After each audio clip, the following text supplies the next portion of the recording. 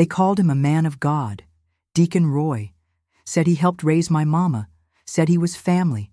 But when I was 9, he started coming into my room after Sunday service, and Mama kept calling him brother. My name's Edie Mae Richardson. I was born and raised in Tallahassee, Florida, in a house with no locks on the bedroom doors and too many amens echoing through the walls. I'm 74 now. Ain't nobody ever heard my full story. Not like this. Back then, people in our town believed 3 things without question. God was good, the church was safe, and men like Deacon Roy were blessings in human form. My mama Loretta believed all 3 with her whole heart. She was a praying woman, raised strict, and passed that down to me like a family recipe. No questions, no talking back. Deacon Roy wasn't blood, but he was everywhere. At our table, on our porch, at the foot of Mama's prayers. Folks called him Brother Roy, 'cause he helped raise my mama when her daddy died. She called him family. I just called him there, always there. He smelled like starch and peppermint. Spoke with a calm voice that made people lean in, the kind of voice that could talk a snake back into the garden. People trusted him. I learned not to. By the time I was 9, I already knew the difference between a good hug and a bad one. His were always too long, too low, too wrong. And when I tried to pull away, he'd just smile and say, "Now don't go actin' fidgety, Edie girl. Ain't no harm in a little love." But there was harm, and it didn't stop at hugs. This is the part of my life that got left out of the church bulletins, the part Mama never let herself see. But I see it clear now. And if telling it helps even one woman stop calling pain by the wrong name, then it's time. If you grew up scared of someone everybody else trusted, I want to hear from you. Drop your city in the comments. And if this story touches something in you, hit that like button and subscribe. Not for me. For every voice that's still whisperin' when it should be shoutin'. I was born on a Thursday in late July 1951 in Tallahassee, Florida. They said the sun was so hot that day, the road outside our house bubbled and cracked like cornbread left too long in the skillet. Mama said I came out quiet, eyes wide open, like I already knew too much. I reckon maybe I did. We lived in a little wood frame house tucked under pine trees that whispered all night long. It was the kind of place where you could hear a dog bark clear across town, and the neighbors hung their laundry and their secrets side by side. Our porch was crooked, but it held strong. So did Mama. Her name was Loretta, and she had the kind of faith that didn't bend, not for weather, not for men, not even for me. Our church, New Hope Baptist, sat just 5 blocks from our house. Red bricks, white steeple, and a bell that rang so loud it rattled the rust off every gate in town. I used to think that bell was God's alarm clock, waking up the sinners. We were there 3 times a week, more if there was a revival or a funeral. Sometimes both. That's where I met him. Deacon Roy. He wasn't blood, but he might as well have been. Mama called him Brother Roy, said he helped raise her when her own daddy passed. She trusted him like family, and in our world, that meant doors stayed open and words stayed soft. Folks said he was a man of God, said he had a calling, said he walked with the Lord. But when I was 9 years old, he started, walking straight into my room. The first time I remember feeling off around him, I was 6. He came over for Sunday supper like he always did. Fried chicken, green beans, corn pudding, and Mama's cornbread that made the whole block smell like comfort. I'd just come back from Sunday school, still wearing my light blue dress with the satin bow Mama stitched herself. Roy gave me a peppermint, like always, said, "You're looking sweeter every week, Edie girl." I said thank you, 'cause that's what I'd been taught to say. But my stomach turned. He bent down and fixed the strap on my sandal. His hand stayed on my ankle too long. His thumb moved, real slow. I looked at Mama, but she was laughing in the kitchen with Sister Elaine. I told myself maybe I imagined it. Maybe I was wrong. I wasn't. By the time I was 7, I knew to avoid being alone with him. I'd help Mama set the table, then say I had to feed the chickens or wash my hands again. Roy always found ways around it. He'd corner me in the hallway, offer to help me carry plates, say, "You're growing into a real lady. That's dangerous, you know." I didn't know what that meant, but it felt like a warning. One night after supper, Mama stepped out to the garden to cut fresh mint. I was washing dishes. Roy stood behind me, close enough that I could smell his aftershave, cheap, musky, and cloying. He reached around me to grab a glass and pressed his hand flat against the small of my back. I froze. He leaned in. "You clean up?" "Real nice, Edie. Real nice." I didn't speak, didn't move, just waited for Mama's footsteps to return like salvation. When she came in, he smiled like nothing had happened and said, "Your girl's turnin' into a regular homemaker, just like you, Loretta." Mama beamed. I bit my lip till it stung. Sunday service became something I dreaded. Not the preaching or the songs, I loved those, still do, but the parts in between. The greetings, the hugs, the false holiness. Roy always sat one pew behind us. During prayer, he'd accidentally let his knee bump mine. During worship, his hand would graze my back. He'd whisper things like, "Smile now, little lady, you're too pretty to frown." I started wearing sweaters even when it was hot. Started folding my hands so he couldn't reach them. Mama asked if I was feeling sick. I told her church made my stomach hurt. She gave me ginger ale and told me to pray harder. I did. I prayed for God to make me invisible or dead. There was a Sunday in June when I tried to tell her. I'd just turned 9. Roy had pulled me aside behind the fellowship hall, said he wanted to give me a special gift for being so well behaved. It was a little silver cross necklace still in the box. He clipped it around my neck and said, "Now that's our secret, okay?" His fingers brushed my collarbone. I pulled back. He grabbed my wrist hard enough to leave marks. I yanked away and ran to the front of the church, nearly tripping over my shoes. That night, I told Mama, "I don't like Brother Roy." She frowned. "What you mean, Edie?" "I don't like the way he touches me." Her face stiffened. She turned off the stove, wiped her hands on a towel, and sat down across from me. "Now you listen to me," she said. "That man is family. He helped raise me. He's been there through every hardship we had. Sometimes men don't know how gentle they're being. Don't you go making trouble where there ain't none." And just like that, the door slammed shut.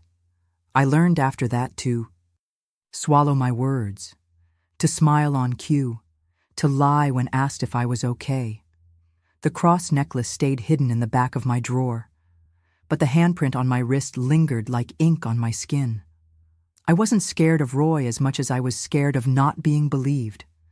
Scared of the look Mama gave me, that tight, ashamed look like I'd broken something important. Maybe her trust, maybe her whole idea of God. Either way, the message was clear. Silence kept the family together. And so, I became the quietest girl. In the congregation. Sunday dinners at our house were holy. Not in the way church was, with hymns and scriptures, but in the way folks bowed their heads over collard greens and cornbread like it was communion. Mama always said, "A full belly brings peace to a house." But peace never stayed long at our table. Not once Brother Roy started coming regular. He'd knock with 2 slow taps, never 3, never fast. I'd hear it and feel my stomach drop like water down a dry well. Mama would rush to open the door like the Lord himself had arrived, smiling big and saying, "Brother Roy, come on in. You know you always got a seat." And he did. His seat was right across from me, every week. He'd bring something small, a pound cake, a watermelon. Once, a jar of homemade peach jam he claimed came from an old lady who owed him a favor. I never touched it. Couldn't stand the thought of sweetness coming from his hands. At first, I tried to stay in the kitchen with Mama while she cooked, but she said I was getting old enough to learn how to host proper. That meant setting the table, serving drinks, refilling napkins, being seen and not heard, smiling when spoken to. And when Brother Roy praised my manners, Mama beamed like I just won a spelling bee. He always waited until Mama turned her back. A pat on the lower back when I walked past, a squeeze on my shoulder that lingered too long. Once, when I dropped a fork, he bent down to pick it up and brushed his hand against the back of my knee. My whole body froze. I couldn't breathe till he stood up. "You okay, Edie girl?" Mama asked, noticing my face pale. "Just a little warm," I whispered. She wiped my forehead with her apron and said, "That's what happens when girls grow up so fast. Your body's changing. Don't make a fuss now." Brother Roy smiled across the table. I hated that smile. I tried everything to stay away. I volunteered to clean the hen house, told Mama I had extra Bible verses to memorize, faked headaches. Nothing worked. "You'll eat with us," she said one Sunday, "and that's final. It ain't Christian to leave a guest sittin' alone." So I sat, quiet, small, trying to shrink my body into something he couldn't see. He saw anyway. One evening, after dessert, Mama stepped outside to hang laundry before it got too dark. I was clearing plates when Roy offered to help. "Let the girl rest," he said. "She's been on her feet all evening." Mama hesitated. "Edie, you all right with Brother Roy helpin'?" I nodded. I didn't mean it, but I nodded. In the kitchen, I stacked plates while he leaned on the counter. He started talking about the sermon from earlier, how the preacher said God watches even the smallest sins. "Good thing he's merciful," Roy said. "Some folks need a little more mercy than others." He stepped behind me. Too close. I gripped a plate so hard my fingers turned white. "You know, Edie girl," he whispered, "God made women to be warm, comfortin'. That's a gift, not a burden." His hand slid across my hip. Dropped the plate. It shattered on the floor, porcelain flying like glass rain. Mama rushed in. "What in heaven's name?" "She slipped," Roy said quickly. "Poor thing's been on her feet too long." I couldn't speak, couldn't look up. I just knelt and picked up the pieces while my hands shook. Mama fussed about the mess, scolded me for being clumsy, and told me to be more careful next time. Roy offered to buy a new set of plates. I wanted to scream, but I stayed silent. Again. That night, I cried. Into my pillow until the cotton turned wet. I wrote another letter to God in my little journal. "Dear Lord, if you're watching, please stop him. If Mama won't and nobody else sees, then please, make me disappear." I put the journal under my bed. I never prayed out loud anymore. I didn't want him to hear. I started to feel like I was made of two people. There was the Edie Mama saw, polite, helpful, God-fearing.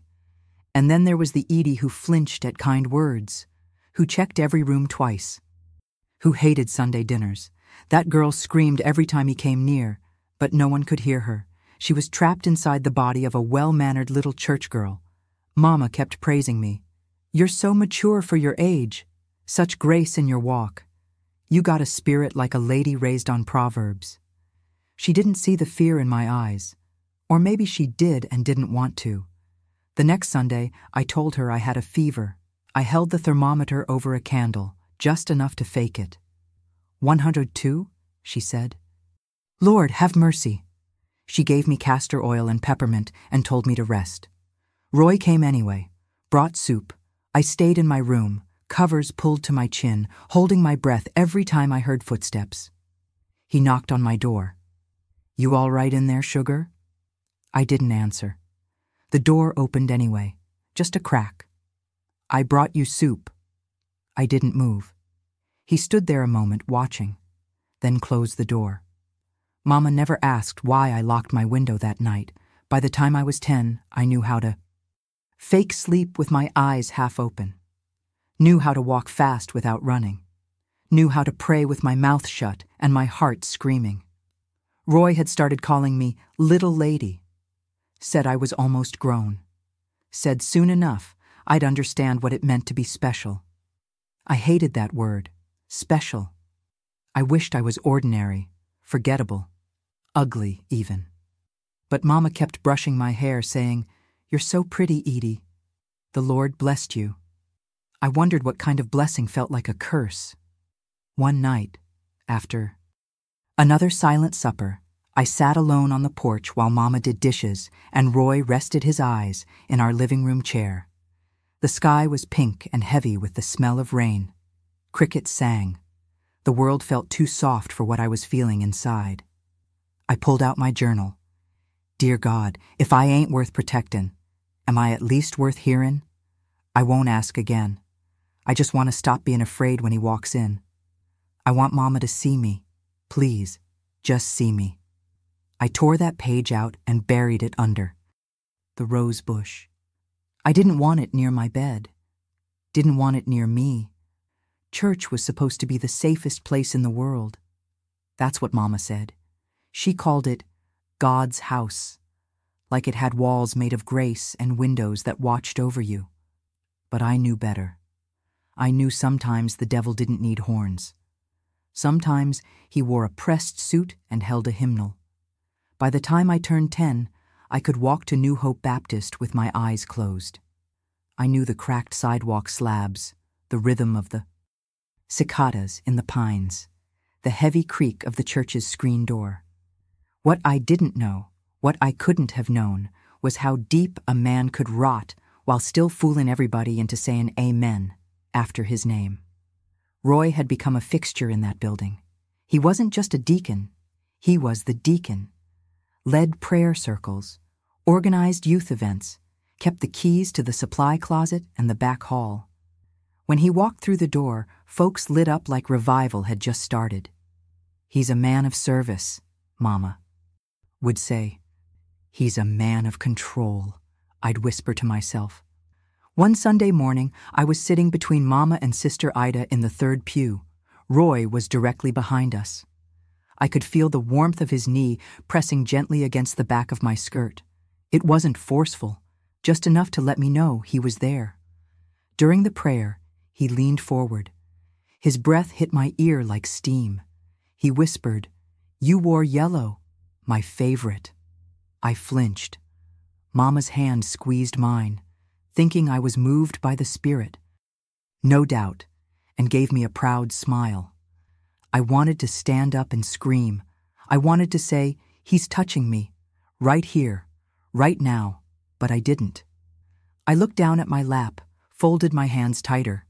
When the congregation sang, "Come Thou Fount," my throat closed so tight I couldn't get out a note. After service, I tried to disappear into the crowd of women near the punch table, but he found me anyway. He always did. "You sang real soft today," he said, placing a hand on my shoulder.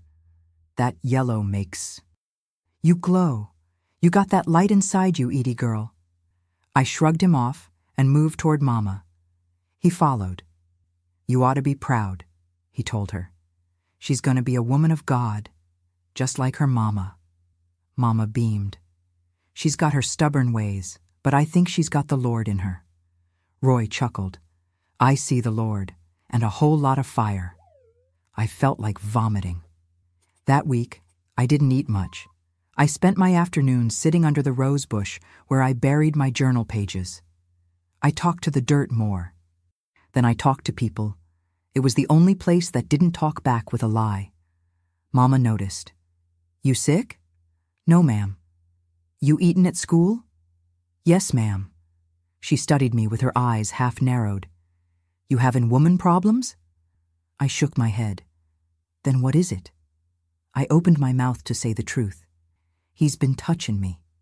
But no sound came out. My throat locked, just like it always did. So I lied. "I'd just been tired." She nodded, then kissed my forehead and went back to shelling peas like nothing was wrong. That following Sunday, Roy didn't sit behind me. He sat beside me. He claimed the empty spot Mama had been saving for Sister Erlene.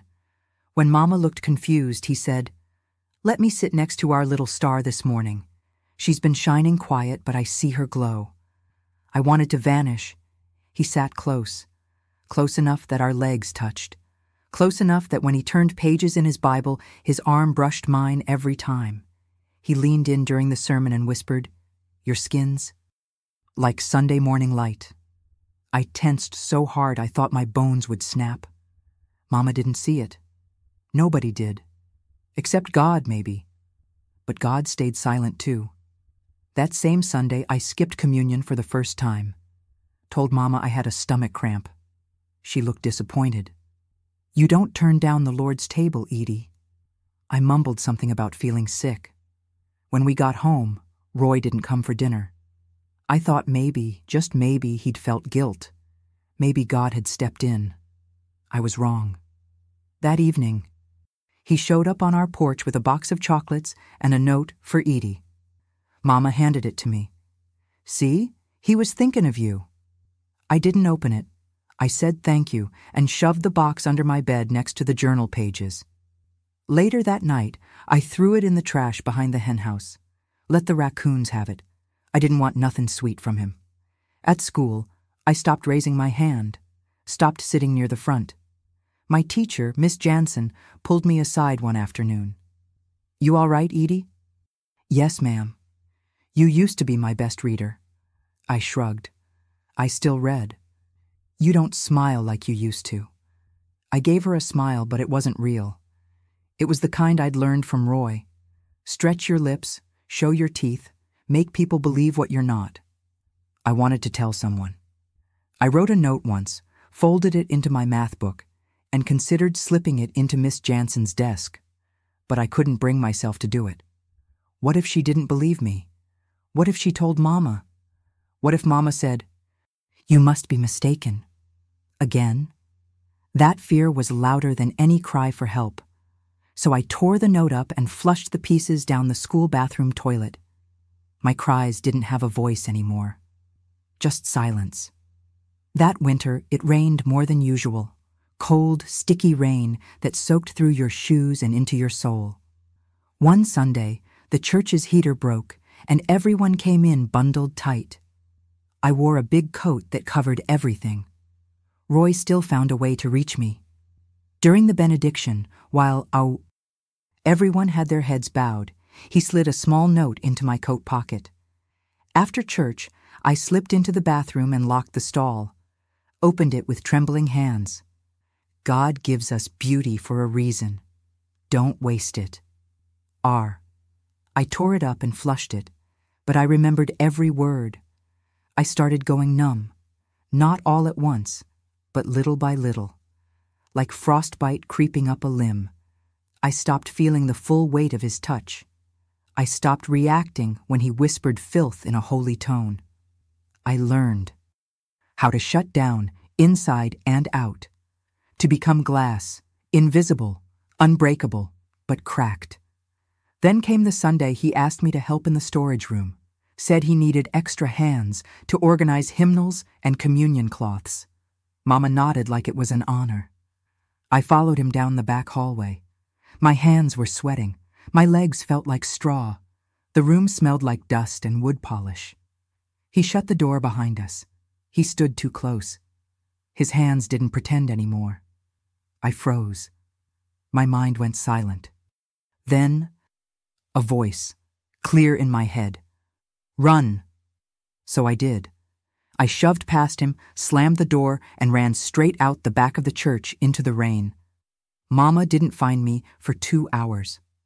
When she did, I was sitting under the rose bush, soaked and shivering. She wrapped me in a blanket, asked what happened. I looked her in the eyes, and I lied. I slipped, got scared. She believed me, because it was easier, because it was cleaner, because the truth would have broken more than just plates or pews. It would have broken her faith. And that, I wasn't ready to do. After I ran from that church storage room, something in me changed. Not all at once, more like the way a tree bends under steady wind. Bit by bit, you stop standing the way you used to. I spent that night with wet clothes clinging to my skin and Mama wrapping me in every blanket we had, whispering prayers she thought would pull me back to peace. But peace wasn't in that house. It hadn't been for years. She asked me what happened. I said I slipped on the rain-soaked steps. She believed me, and just like that, I became the lie I told. Roy didn't come by that week. I thought maybe he felt shame. Maybe he got scared I'd finally speak up. Maybe he'd disappear. But the next Sunday, there he was, smiling, Bible in hand, like nothing ever happened, like he hadn't cornered me, like I hadn't run from him like a wild thing. "Glad you're feeling better," he said as I walked past. I didn't answer.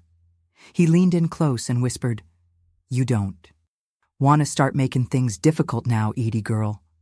My heart dropped into my shoes. Mama walked up behind me and asked if I was ready for the service. I nodded. I didn't feel ready for anything anymore. That afternoon, Mama cooked his favorite, smothered pork chops, candied yams, lima beans. Said it was her way of thanking him for all he does for the church. He sat at our table like a king, telling stories, cracking jokes, asking me how school was going. "Edie's been quiet lately," he said. "Thought I scared her off." Mama laughed. She's always had a dramatic streak. Makes things up sometimes when she's nervous. I kept my eyes on my plate. He smiled. "Well, I hope she's not nervous round me." "I'm fine," I muttered. He nodded. "That's good, 'cause I'd hate to think someone was trying to hurt my good name." I gripped my fork so tight my knuckles turned white. After dinner, Mama asked me to help put away the leftovers while she took out the trash. Roy stood in the kitchen doorway, blocking the only exit. I could feel the heat of him from where I stood by the counter. I could hear my pulse in my ears. "You got something you want to say, Edie?" he asked, voice low. I shook my head. He stepped closer. "You scared me, running off like that last week. Could have hurt yourself. Folks might get the wrong idea." I still didn't answer. He reached past me, grabbed a dish towel, and let his hand accidentally graze my waist. "You remember what I said. You don't want to start making things difficult." Then he smiled and walked out. I stood there, shaking, until Mama came back. That night, I stared at the ceiling and tried to imagine what it would feel like to be someone else, someone brave, someone who spoke out loud, someone whose mama believed her before the lie formed. But I wasn't that girl, not yet. School became my escape, not because it was safe, but because it wasn't him. I buried myself in books, got real good at math. I answered questions fast, hoping the noise of my learning could drown out the silence at home. Miss Jansen noticed. "You're doing better," she said, "almost like you're trying to outrun something." I shrugged. "Just trying to stay busy." She gave me that long look teachers give when they know you're not telling the truth but don't want to scare you off. "Okay, Edie," she said softly, "but if you ever need to talk, I'm here." I nodded, but I didn't talk. I wrote instead. My journal was full of entries now, most of them never dated, just fragments of truth scattered like broken glass. He waits till the door shuts. Mama thinks I'm clumsy. I hate yellow. I hate Sundays. I hate the sound of his shoes. God, do you still hear me? The next incident happened on a Tuesday. Mama had gone to help Sister Ida, who'd fallen and needed someone to bring her dinner. I stayed home to do homework. I thought I was alone. But 20 minutes after Mama left, I heard the knock. 2 slow taps. Not 3. Not fast. I froze. Then the door opened. "Didn't want you to be all by yourself," Roy said, stepping inside with a bag of oranges. "Brought some fruit." "I got homework," I said, my voice barely a whisper. He closed the door behind him. "I won't stay long," he said, setting the bag on the table. "Just wanted to check on you." He walked closer. I backed up. He reached for my hair, touched it like he had the right. "You look just like your mama did at your age." I stepped away. "Please leave." His eyes narrowed. "That's no way to talk to family." "You're not family." He stared at me a long time.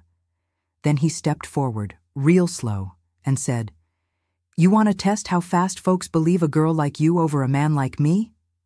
I ran out the back door. Didn't stop running until I hit the far end of the yard.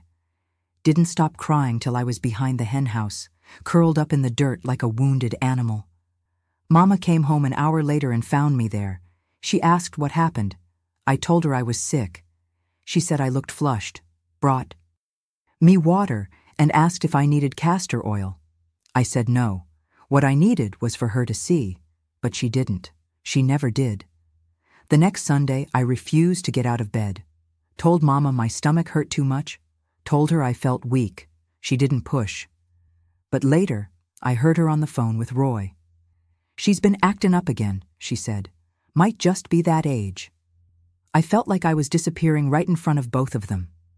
A girl erased by her own silence and other people's words. That night, I sat at the kitchen table long after Mama went to bed. I opened my Bible and flipped pages without reading. Then I turned to the blank back page and wrote, "If God don't see me and Mama won't hear me, then maybe the floor will remember my footsteps and the wallpaper will carry my breath, because somebody has to know I was here." And I was afraid. I tore the page out and folded it, then slipped it behind the baseboard in the corner of my room. A message for the house, just in case. A week. Later, Roy showed up again, this time with a gift, a white dress. "Thought you'd look nice in this next Sunday," he said, handing it to Mama in front of me. She smiled, touched the fabric. "It's beautiful." He turned to me. "Go on, Edie. Try it on." I shook my head. "I don't want it?" Mama looked shocked. "What kind of manners is that?" "I don't want it," I said again. "Say thank you," she hissed. I looked him dead in the eyes. "No." The room went silent. Roy smiled. "That's all right," he said. Calm as ever. "She's just a little shy."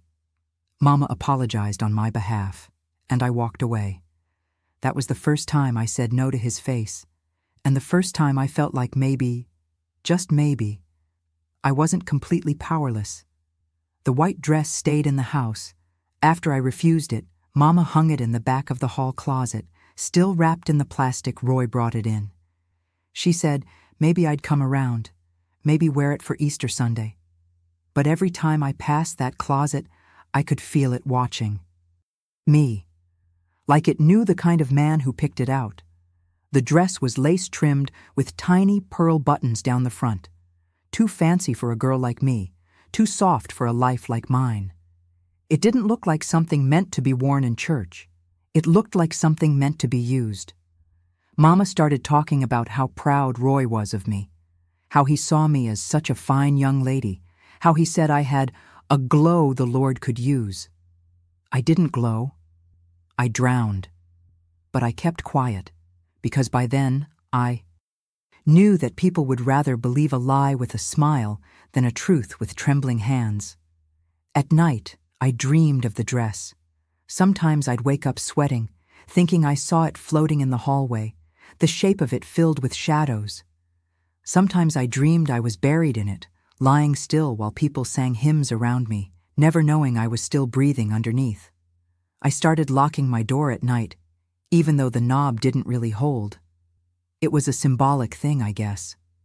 A barrier that said, "Not tonight, not again." Mama noticed. "You startin' to act like you don't trust your own home," she said one morning.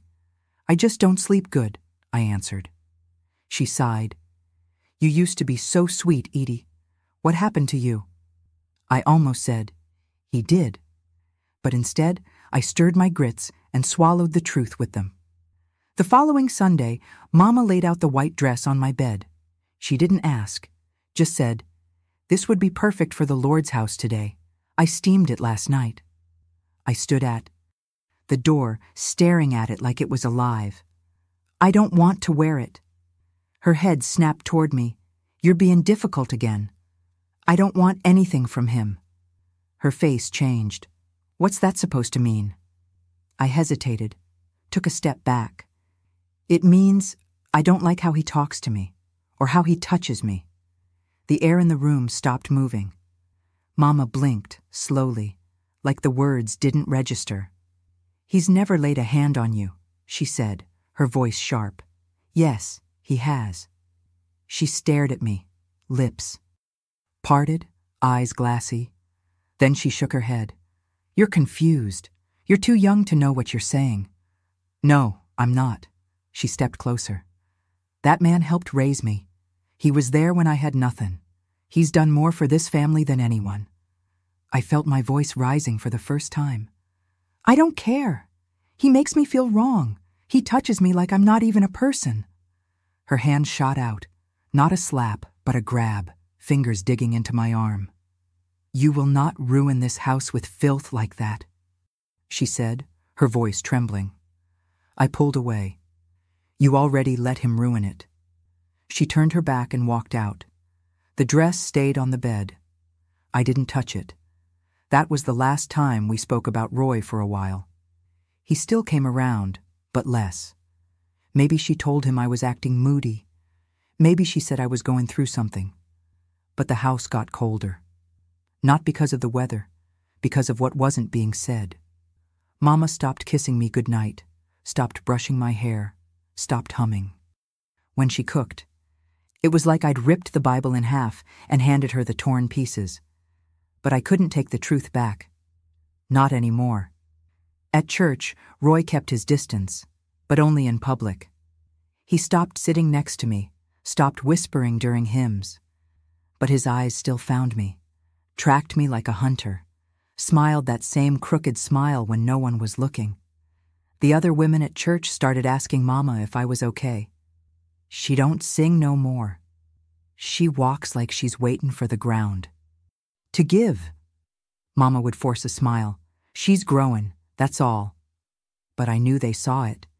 They just didn't want to name it. One afternoon, I came home from school and found the dress hanging from my closet door. No plastic, no hanger, just hanging there like a question I didn't want to answer. I took it down, stuffed it in a pillowcase, and buried it under the house. Crawled into the dark crawl space with nothing but a flashlight and a shovel. Dug a hole near the old pipes and pushed it deep into the dirt.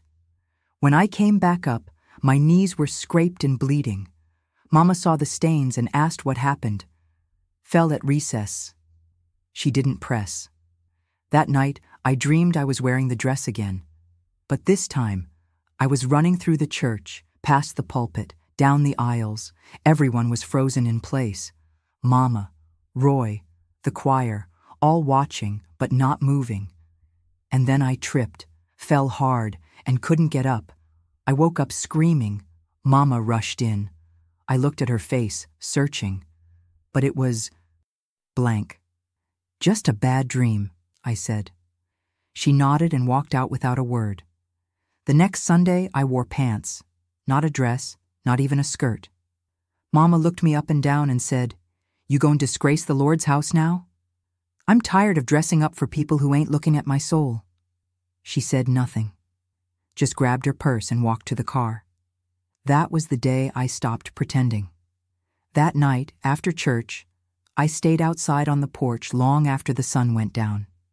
The wind moved through, the trees like it was telling secrets. I pulled my knees up to my chest and rocked slowly, like I used to when I was little. Mama opened the screen door behind me. I didn't turn. She said, "He asked why you don't talk to him no more." I stayed quiet. I told him you're growing, that sometimes girls just get confused. Still, I didn't speak. Then softer. Did he really hurt you, Edie?" I turned slowly, met her eyes in the dark. Yes. She closed the door without another word. I don't know if she cried that night.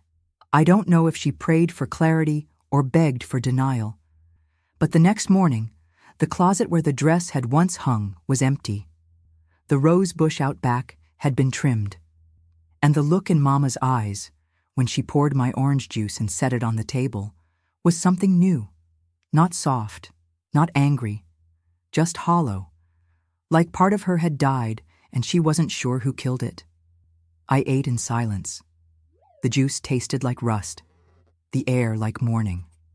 But I was still here. And, for the first time, I wasn't the one lying. After the dress disappeared, the house changed. Not loud and sudden, like a door slammed in anger, but slow, like the fading of a hymn after the last Amen.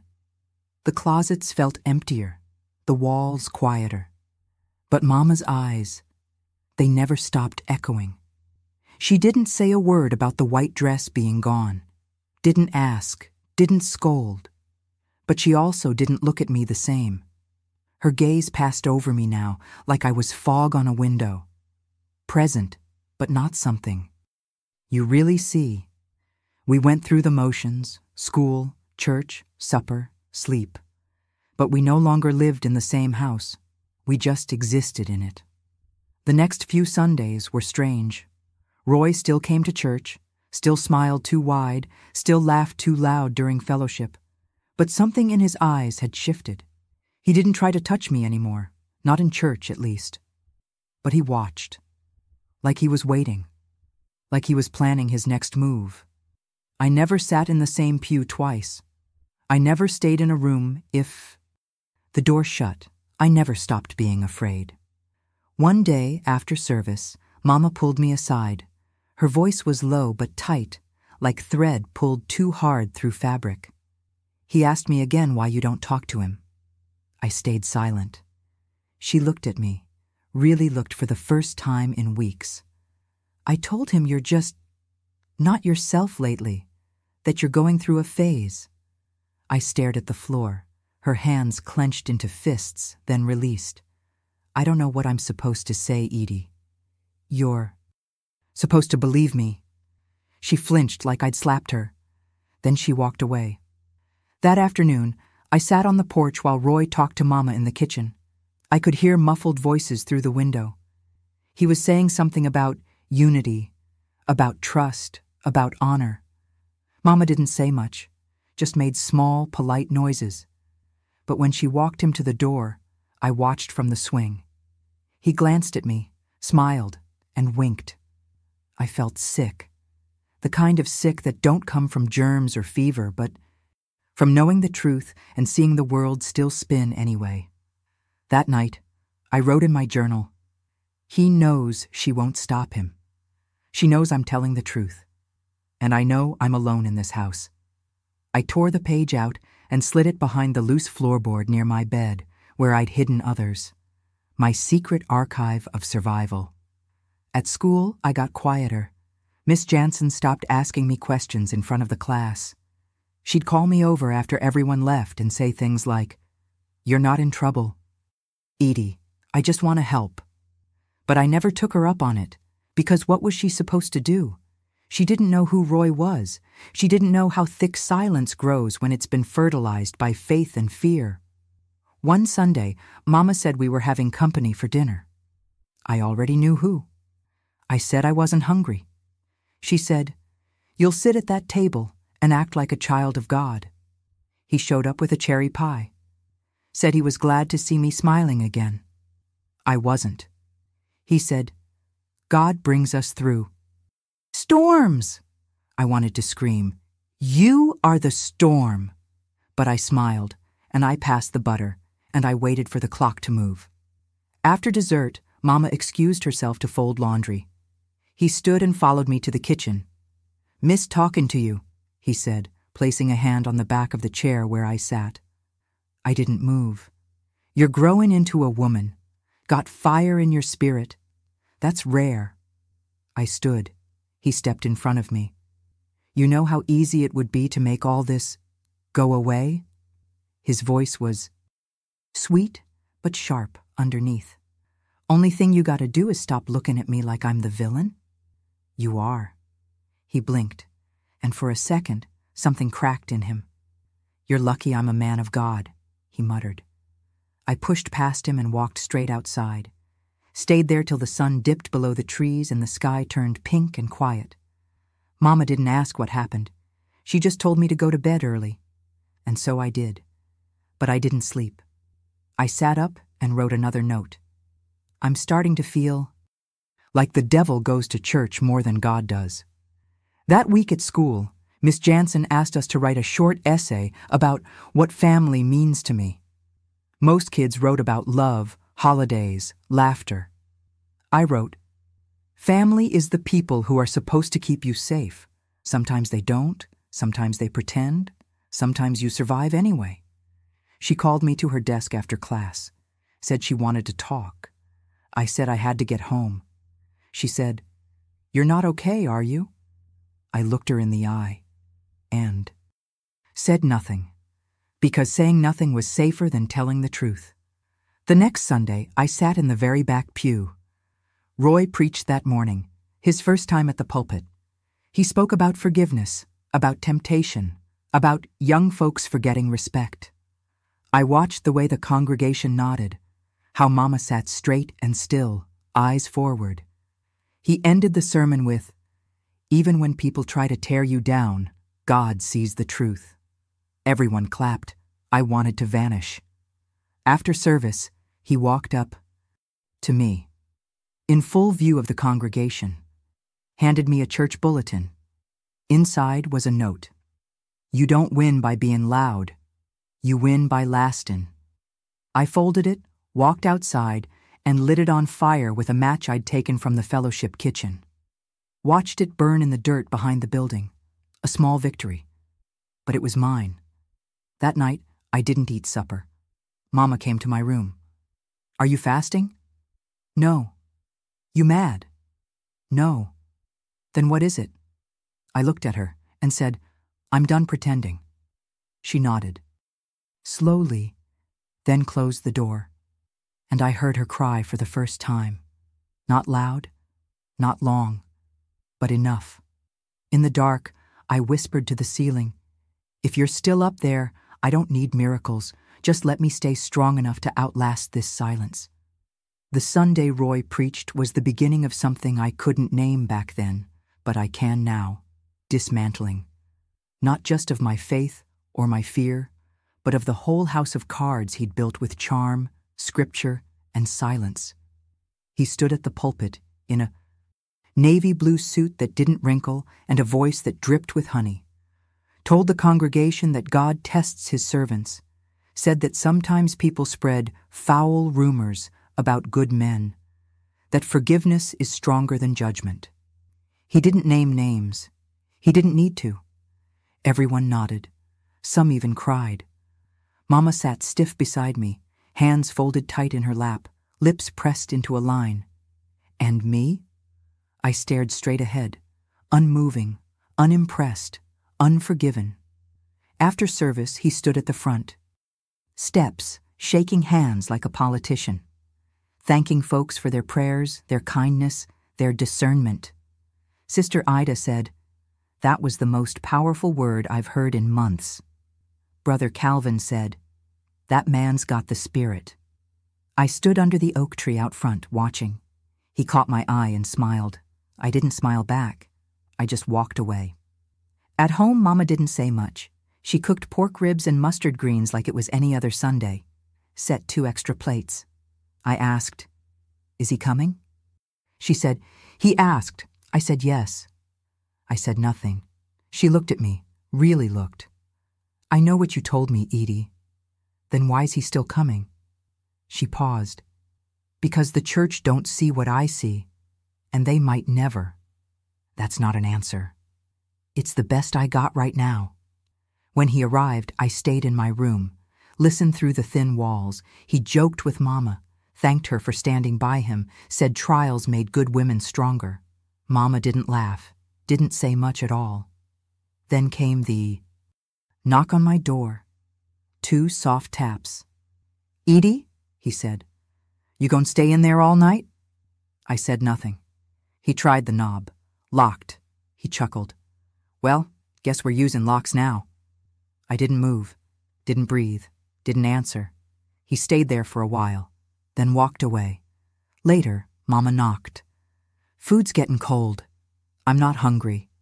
You need to eat." "I'm not hungry." She left a plate by the door. I didn't touch it. That night, I wrote another page in my journal.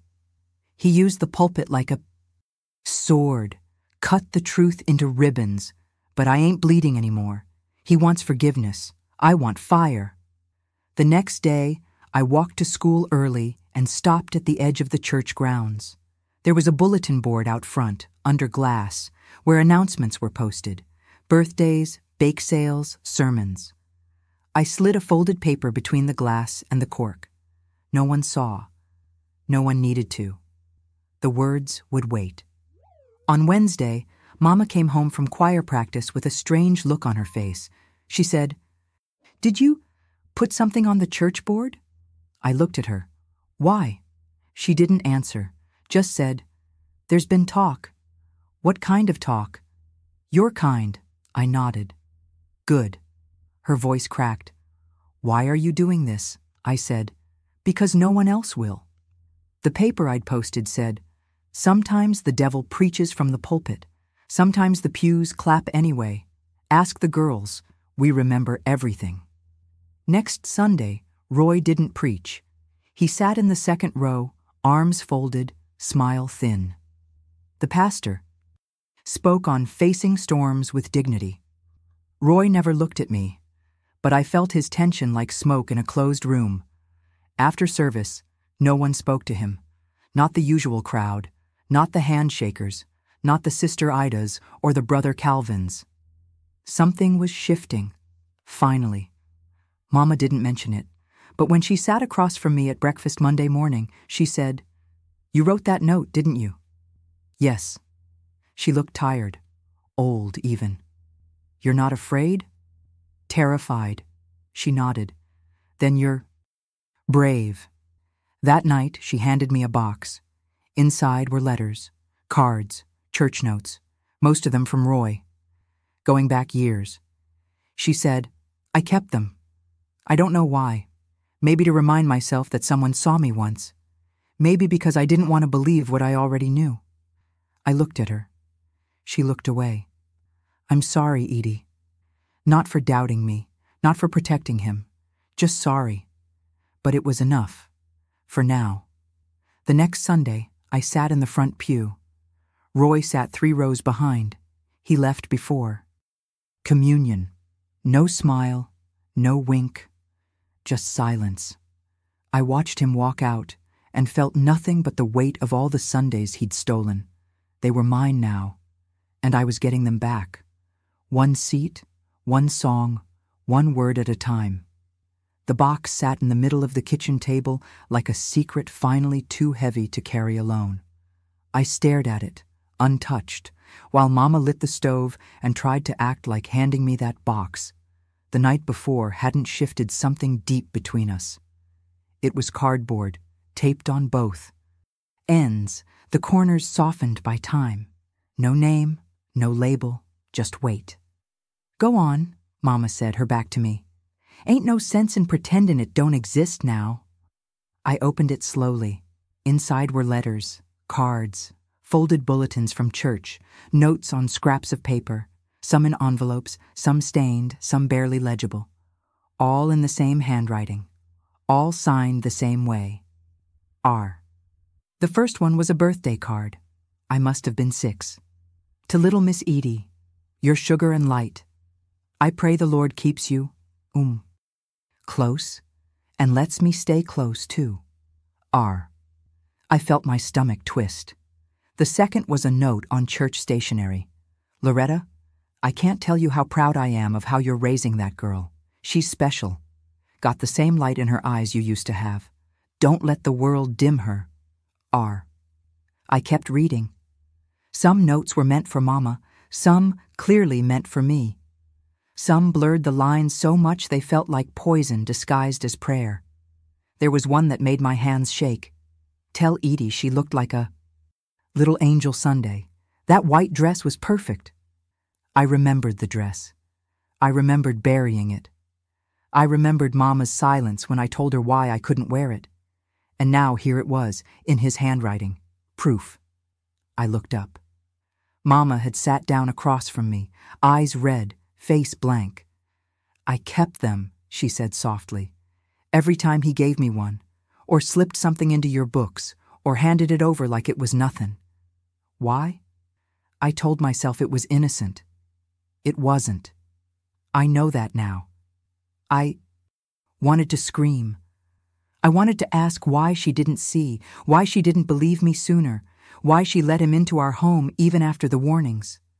But I didn't, because part of me already knew the answer. I was 17 when he first touched my shoulder and said, "You're growing into something real special," she said. I thought he was looking out for me, thought he was family. I didn't interrupt. I thought maybe I owed him something, because he fed us after my daddy died, because he stayed when others left, because he prayed over our porch and blessed the sugar jar. She looked at me. "But I never let him near you 'cause I thought he was dangerous. I let him near you 'cause I thought he was safe." I nodded slowly. "That's what hurts the most." She pushed the box toward me. "Do with it what you want." I stared at it for a long time after she left the room. I thought about burning it. I thought about mailing it to every woman in the congregation. Instead, I put it in the hall. Closet. Not because I wanted to keep the memories, but because sometimes truth needs to exist outside your body, to give your soul room to breathe.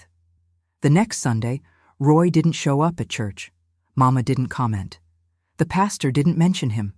But people noticed, and they whispered. Sister Ida said, "He might be visiting family." Brother Calvin said, "Sometimes the Spirit moves people to step back." But the women looked different now, like they were wondering what I'd said, or what they'd missed, or what they might have known all along but couldn't face. One girl, Tammy Jackson, 2 years younger than me, sat beside me during the benediction. She didn't say a word, just held my hand. And that was enough.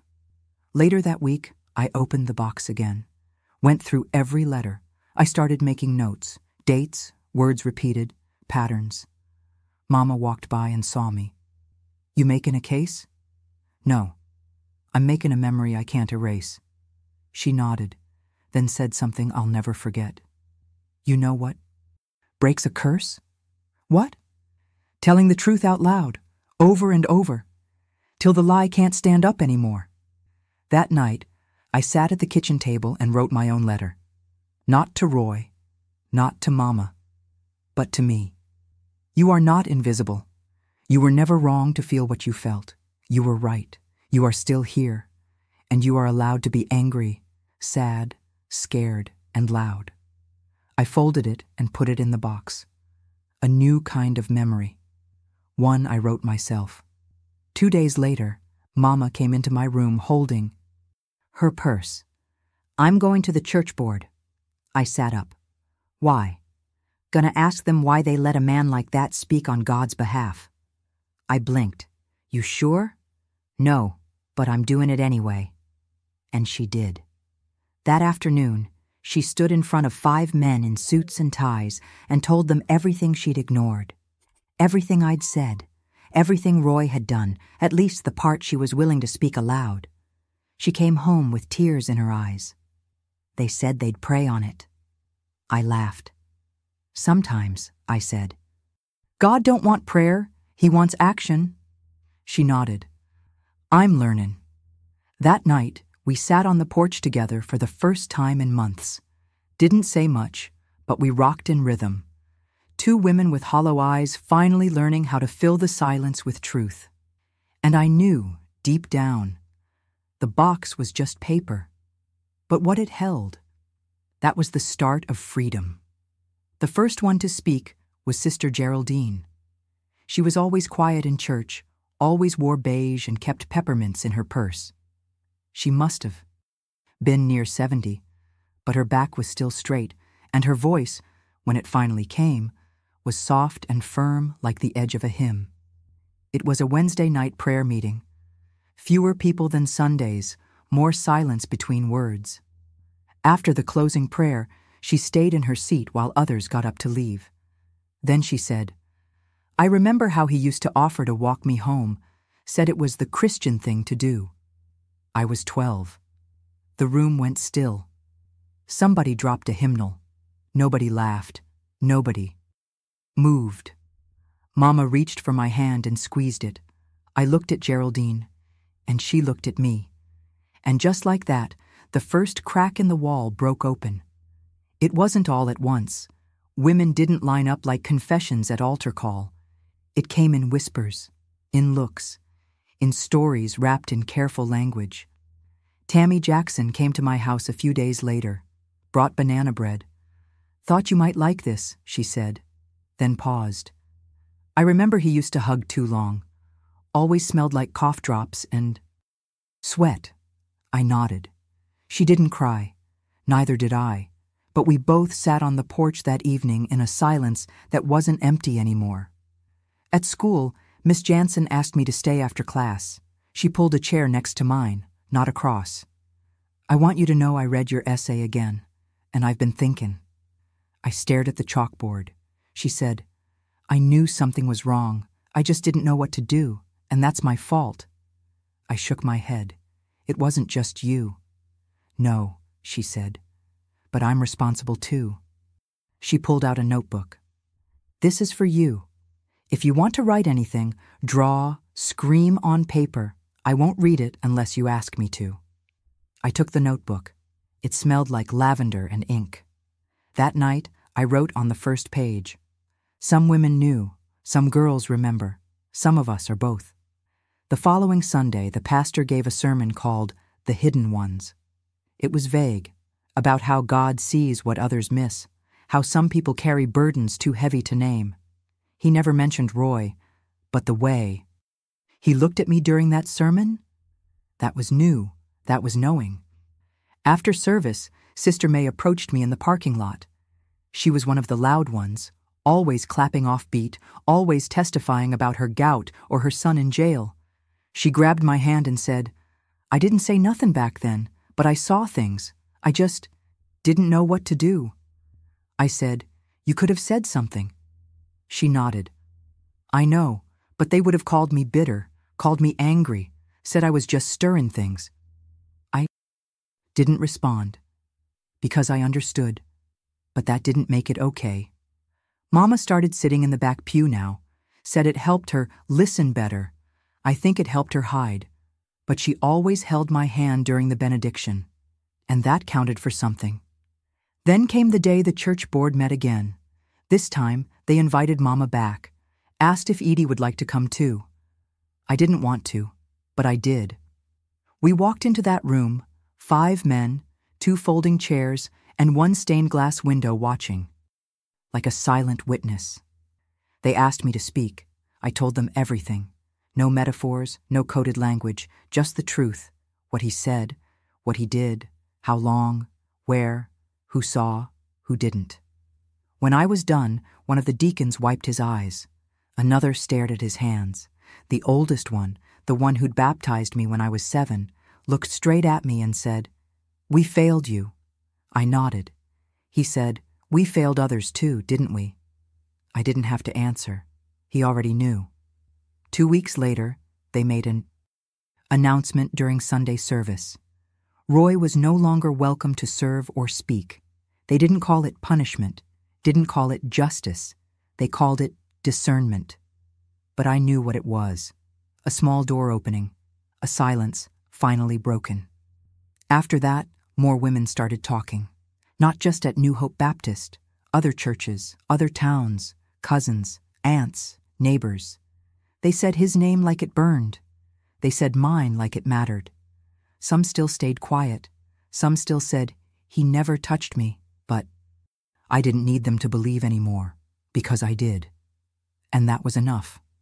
Mama started going to a women's circle on Thursdays, said they were studying Proverbs, but ended up crying most meetings. She came home one night, sat on my bed, and said, "They're all carrying something." I said, "They always were." She nodded. We just didn't have words for it. One Sunday, I got up in front of the congregation. Not during service, not on the program, just during announcements. I read a poem I'd written. They told us to be quiet. We prayed in silence. We cried behind Bibles. But God heard us. And now, so do you. No one clapped. No one moved. Then one woman stood. Then another. Then Mama. And they held my voice in their eyes. That was the loudest silence I'd ever heard. Forgiveness became the new gospel at New Hope Baptist. It was on every woman's lips, tucked into every sermon, sewn between verses like thread through fraying cloth. Forgive and let God handle the rest. Forgiveness sets you free. Don't let bitterness block your blessing. They meant well, maybe, but every time I heard it, I felt like someone was trying to bury me in a language I hadn't agreed to, because I wasn't ready, and I wasn't sure I wanted to be. The week after my poem, folks started sending notes. Some left them in our mailbox. Some handed them to Mama at the store. Some slipped them under our church pew. One said, "You're brave, and God will bless you." Another, "I'm praying for your healing and your forgiveness." One just said, "You're strong. Now be kind." That one made me mad.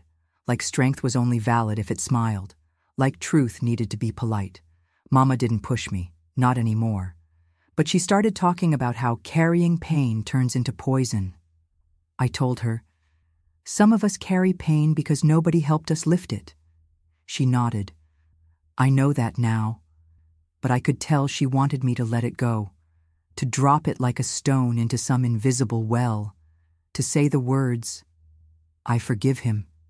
But I couldn't, because it wouldn't be real. Not yet. Roy still lived in town. He didn't come to church anymore, not ours, but he showed up in the grocery store once. Mom and I were picking out peaches. I turned the corner, and there he was, holding a bag of flour. He froze. So did I. Then he smiled, a small, pathetic smile, like he still believed he could charm his way back into someone's good graces. I didn't look away. I didn't speak, just stared until he walked off without saying a word. Mama came. Around the corner a moment later. "You okay?" "Yeah." And I was. More than I expected. That night I sat on the porch. The air was heavy with the smell of rain that hadn't come yet. I wrote in my notebook, "Forgiveness is not the opposite of rage. It's the right to choose when the fire is done burning." I folded the page and added it to the box in the closet. The one with Roy's letters. The one I still hadn't burned. Not because I wanted to keep the past alive, but because memory is how I knew. I wasn't crazy. One Sunday, the pastor gave a sermon called "The Weight of Grace." He said forgiveness isn't forgetting, that it's not even trust. It's a release, he said, a handing over to God what we can't hold anymore.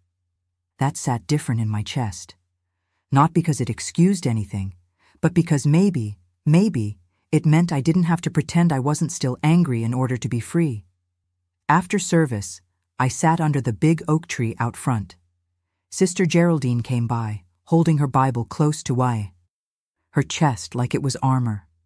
"Do you hate him?" she asked. "I did," I said. "I still might." She nodded slowly.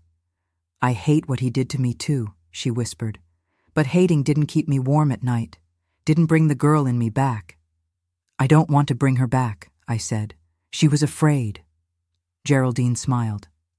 "Then maybe hate did its job. Maybe now you can lay it down. Just for a while."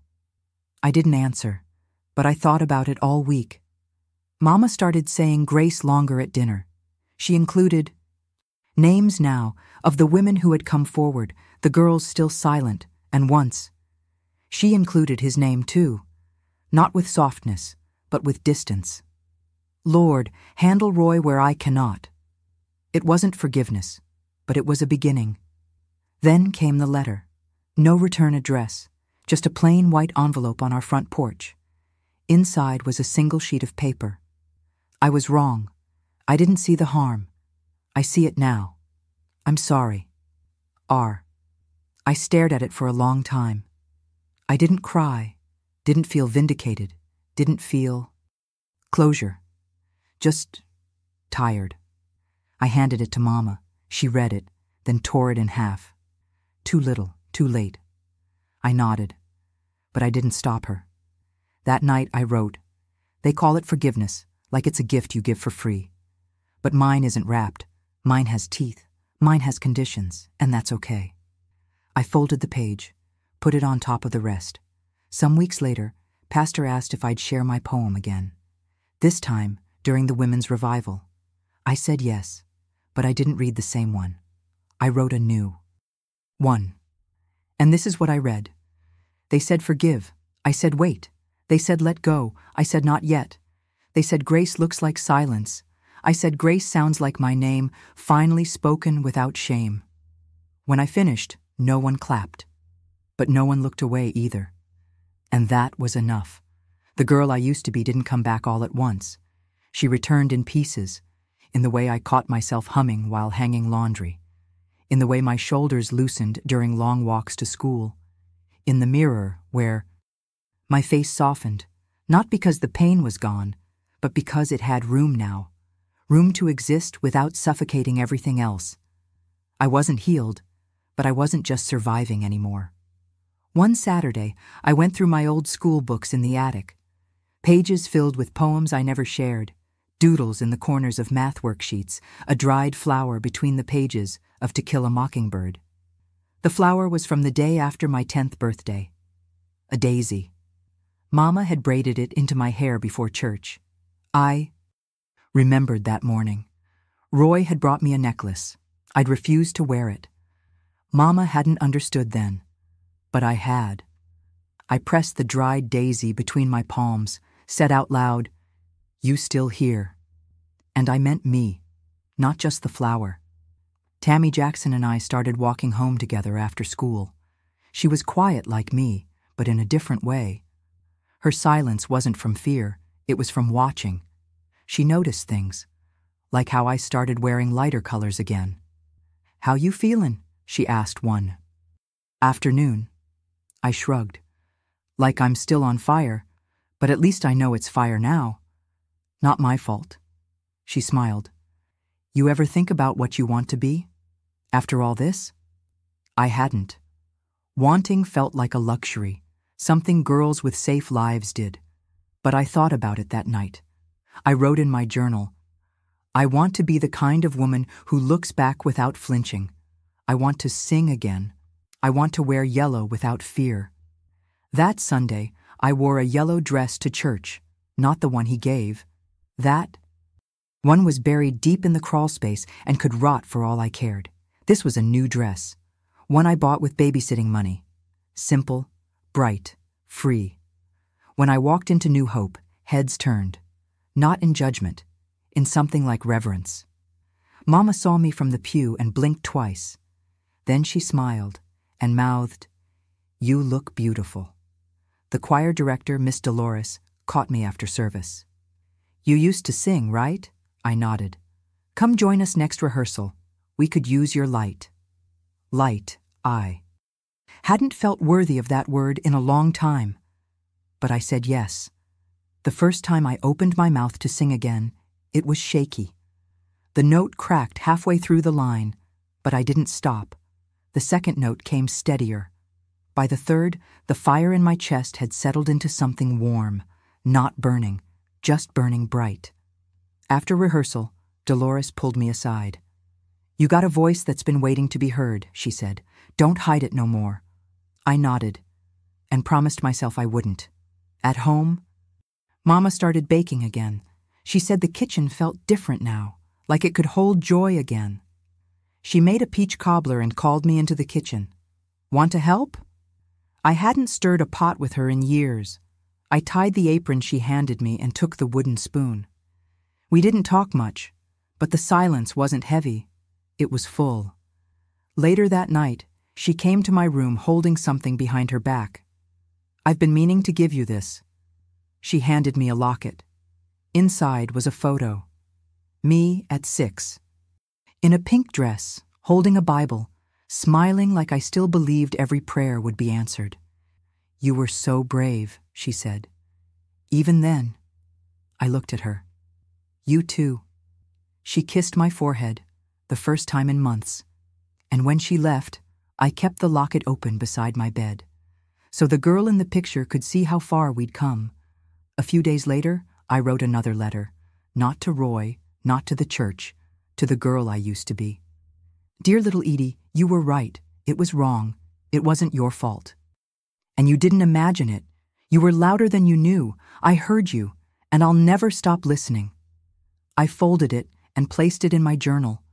The last page was full now, but I wasn't done writing, so I bought a new one, a yellow one, blank, full of space for a future that was finally mine. Healing is not a straight line. Some days I wake up and feel light, like the air inside me finally belongs to me. Other days, I step into the kitchen, smell old wood and castor oil, and I'm 9 again, small, frozen, unheard. And then there are days where nothing happens at all, and that hurts the most, because the quiet makes room for everything I thought I'd buried. This chapter is for the things that still hurt, the things I don't talk about in church, the things I don't write poems about, the things I carry even now. It still hurts when I hear his name.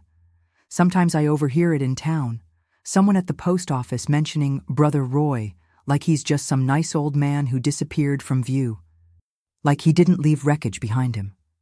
I don't speak when I hear it, but my stomach tightens, my hands close into fists. I remind myself I'm safe now.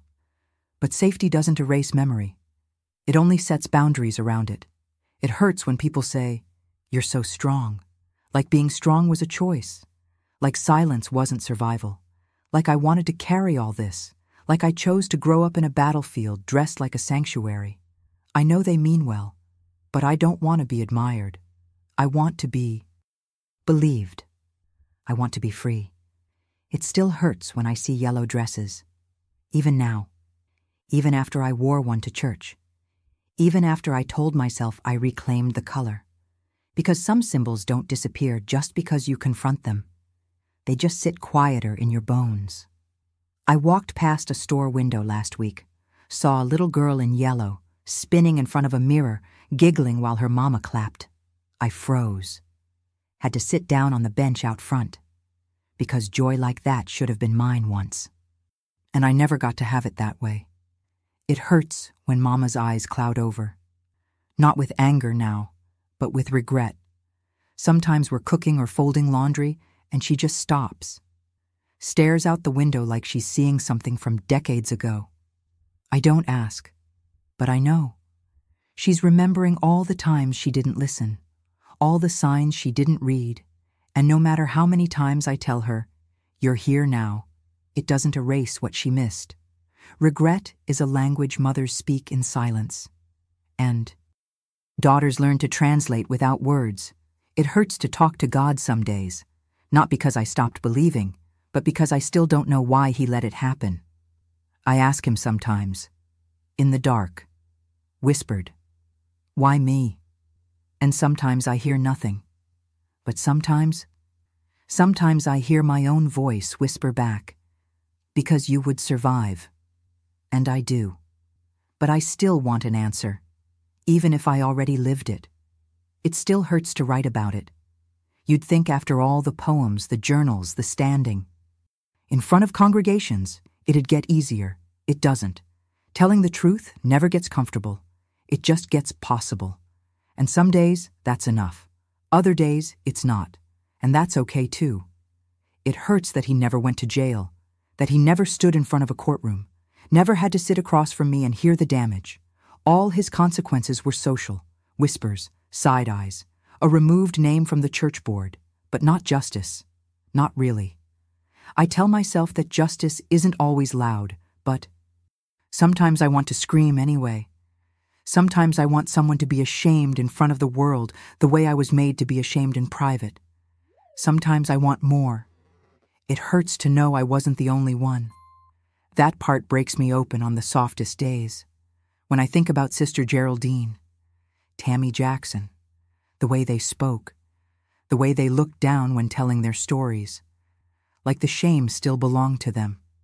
Even after everything, even now, I wish I could gather every girl he touched and tell them, "You were never the wrong one. You are allowed to be angry. You don't have to forgive anyone to heal." But I can't find them all, so I write instead. And I hope they find my words like a lantern in the dark. It hurts that my childhood is more memory than joy, that birthdays make me sad, That church smells like fear sometimes. That peppermint still triggers my heartbeat. That I still check behind me when I walk home alone. I hate that trauma rearranges your senses, that your body remembers before your mind does. That healing feels like betrayal, like I'm leaving the girl I was behind. But I remind myself, she's not left behind. She's leading me. She's still here. She's the reason I write. She's the reason I sing again. It hurts to be misunderstood. People say, that was so long ago, as if time dissolves harm, as if distance means peace. But the body keeps a calendar different from clocks, and my spine still stiffens when I smell the cologne he used. My hands still tremble when someone knocks twice. My voice still falters when men raise theirs in anger. So no, time didn't fix me. I fixed me, with every hard truth, with every poem, with every no I whispered until I could shout it. It hurts that some people still miss him, that there are pews where his absence is mourned, that there are women who think I ruined his life, that there are men who think I lied, but their disappointment doesn't undo my truth. Their loyalty doesn't erase my body's memory. And their judgment? It's not mine to carry, not anymore. Finally, it hurts that I still want peace, even after all this, even with the scars, even with the anger, even when justice never came. I still want mornings where the air feels light, dinners where laughter isn't followed by guilt, silence that doesn't echo with memory. I want peace like a soft place to fall. And maybe, piece by piece, I'm building that place now. Maybe I'm already sitting in it. Right here, writing, breathing, hurting, but healing anyway. If I could go back and sit beside the girl I used to be, I wouldn't try to rescue her. I wouldn't rush her to speak. I wouldn't tell her to forgive or be strong or pray harder. I'd just sit, right beside her, in the quiet. Because that's what she needed most, someone who stayed, even in the silence. But if she looked at me, wide-eyed and trembling, and asked, "What should I do?" I would take her hand and say, "You already did the hardest part. You saw it for what it was. You felt it was wrong. That knowing, that's the beginning." If I could speak to the girl who hid her notebook under the bed, the girl who flinched at hymns, who counted steps between rooms to avoid him, I'd whisper, "You were never broken. They just taught you to doubt your pieces." If I could walk into the kitchen on that first Sunday, he touched me. See Mama standing by the stove, humming, blind to what just happened in the next room. I wouldn't scream at her. I wouldn't beg. I'd walk up and say, "Look closer. Your daughter's not clumsy. She's not dramatic. She's not shy. She's screaming, just not with her mouth." If I could speak to Mama then, before the guilt, before the late night crying, before she saw the letters in Roy's handwriting, I would say, "You love her. I know you do. But love without listening is just silence with a ribbon on it." If I could sit across from Roy, even once without the fear, I wouldn't ask him why. I wouldn't give him the dignity of curiosity. I'd say, "You didn't win. You didn't erase me. I'm louder now than your sermons ever were." If I could speak to the church that clapped for him, that nodded through sermons and potlucks, that watched a child shrink week by week and called it growing pains, I'd stand in the center aisle and say, "You knew something. Don't pretend you didn't. And if you didn't, it's because you didn't want to." If I could talk to the girls who are still afraid to speak, I'd write this and leave it folded in the back pew. Your fear is valid. Your silence is not weakness. Your story doesn't need to be perfect to matter. Start where you are, a whisper, a word, a look, anything that says, "I'm still here." If I could speak to the women who carry their pain like a hymn they hum but never sing out loud, I'd say, "You don't owe anyone peace that costs your truth. Forgive if you want. Stay angry if you need. You're still whole. You're still holy, even in your fury." If I could speak to the girl who sat under the rose, bush with journal pages buried in the dirt, I'd hand her a shovel and say, "Dig them up." Those prayers were never wasted, even when no one answered. If I could stand in front of that pulpit today, not as a child, not as a victim, but as me, I would say, "I'm not your shame. I'm not your secret. I'm your reflection. Look at me, and then look at yourselves." If I could talk to God, really talk, I think I'd finally ask, "Why me?" And maybe, just maybe, he'd answer, "Because you could carry truth and still offer light." And I'd believe it, finally. If I could speak to you, the one reading this, maybe you've never lived what I lived. Maybe you have. Maybe your pain looks different but feels the same. I'd say this: you're not alone. Your voice matters. You don't have to bleed to be believed. You don't have to break to be free. And if I could say only one thing to the whole world, one sentence to sum it all up, I would say, she was quiet, but she was never weak. And I'd say it loud, louder than I ever thought I could, because now I'm the one standing, and I don't plan on sitting down again. There was one door I hadn't opened in years, not since I was 14, the crawl space. It ran under our house, dark, narrow, filled with dust and secrets. It's where I'd hidden the white dress, the one from my 10th birthday, the one Roy gave me, the one I couldn't throw away, but couldn't bear to keep either. Mama had asked once if I burned it.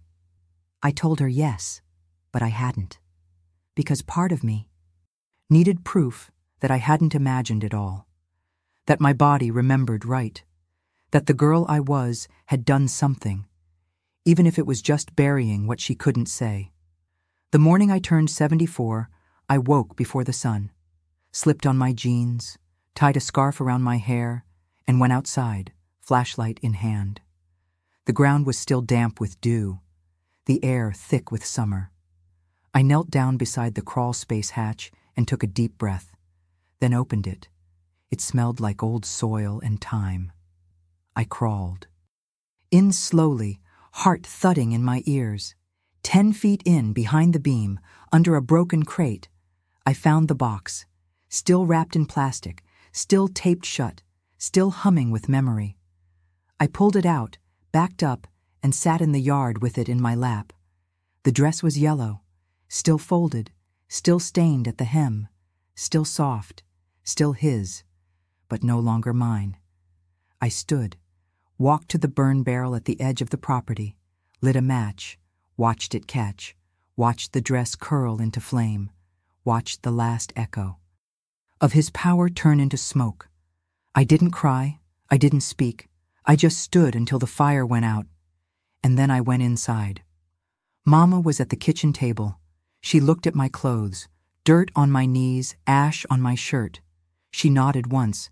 "You finally opened that door." I did. Feel lighter? No. But I feel done. She smiled, that soft, tired smile of women who've survived themselves.